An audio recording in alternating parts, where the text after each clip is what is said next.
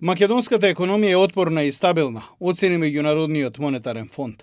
Според извештајот, иако во Европа владее најголемата економска криза, македонската економија во 2025 година пораснала за 3,5%.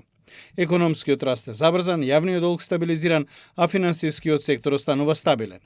Извршниот одбор на ММФ во извештајот ја поздравува и определбата на владата и Министерството за финансии за фискална консолидација и зачувување на одржливоста на јавните финансии.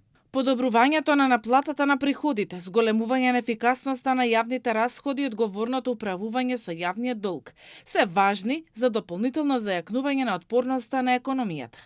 Европскиот план за раст за Западен Балкан исто така представува клучна можност за забрзување на реформите. За таа цел, ММФ препорачува понатамошно спроведување на структурните реформи за зголемување на продуктивноста, подобрување на деловната клима, унапредување на управувањето со јавните предпријатија и зајакнување на институционалните капацитети. Најголем ефект врз идниот и очекуван раст на економијата би имале реформите на пазарот на трудот и вложувањата во човечки капитал.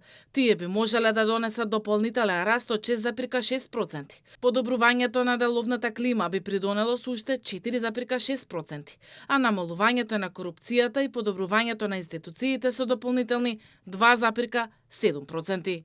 Според ММФ, доколку државата ги спроведе потребните реформи, ја намали корупцијата за 5 години. БДП би можел дополнително да порасне за 14%, со што земјава побрзо би се доближила до европскиот просек.